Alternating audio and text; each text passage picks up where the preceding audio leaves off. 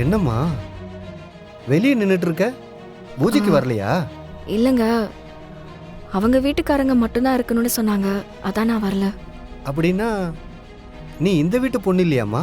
இல்லைங்க, நான் கருணாவோட ஒய்ஃபு. கருணா அண்ணா இப்ப பூ வாங்கிட்டு வந்தாரு, சாப்பிட கூட உட்கார வச்சாங்களே, அந்த பையனா? ஆமாங்க. என்னம்மா சொல்ற? அந்த பையனோட பொண்டாட்டியா நீ? ஆமாங்க. ஏன், என்னாச்சு? என்னம்மா, நியாயப்படி இந்த பூஜை முடிஞ்சதும் ஒரு அனாதைக்கு தான் சாப்பாடு போடணும்.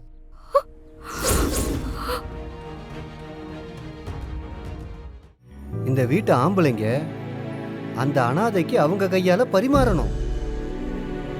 ஆனா நீ அவன் பொண்டாட்டிங்கிற, அப்படின்னா அவன் அனாதை கணக்குல வராதே. ஆனா எப்படி அவனுக்கு படையல் சாப்பாடு போட்டாங்க?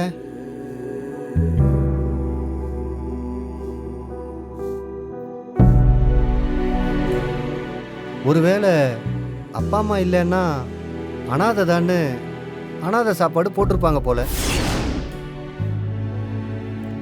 சரி, நான் வரேன்.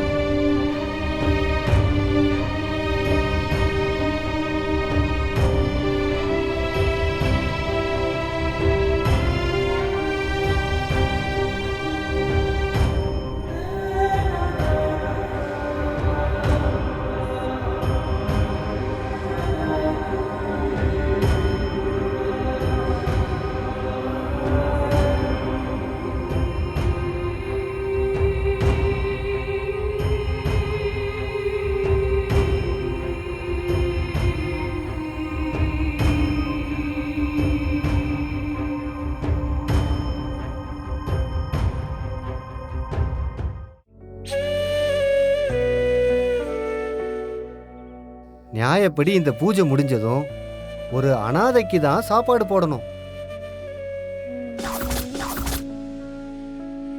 இன்னைக்கு என் கையாலே உனக்கு பரிமாறுறேன். டேய், நீ வா போய் இலையா.